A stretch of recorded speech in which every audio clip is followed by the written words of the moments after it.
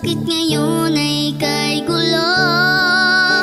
Mga kabataan ay naliligaw, walang pag-ibig mapagpaibabaw. Masuwayin sa mga magulang, ang buhay ay walang kabanalan. Pagmamahal sa kapwa, paggalang sa magulang, at pag-ibig sa Diyos sa atin ay may dalang. Yan ang mabubuting asal na dapat matutunan at dapat isabuhay ng bawat kabataan.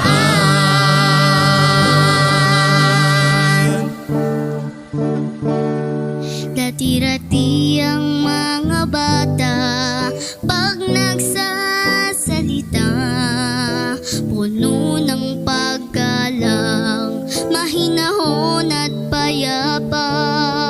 Ngunit bakit ngayon unti-unti nang nawala? Mga panunungayaw, ang bulaklak na ng dila. Gumising na ngayon, kabataan, ang Diyos sa atin ay naghihintay. Ating palingasin ang mga ilaw, at huwag umayon sa sanlibutan.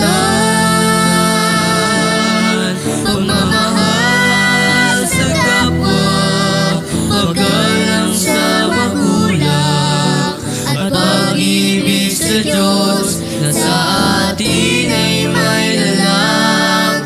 Yan ang mabubuting asal ang dapat matutunan at dapat isabuhay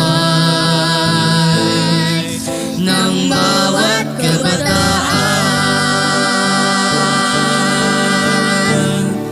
Pagmamahal sa kapwa, paggalang sa magulang, at pag-ibig sa Diyos na sa atin ay may dalang. Yan ang mabubuting asal na dapat matutunan at dapat isabuhay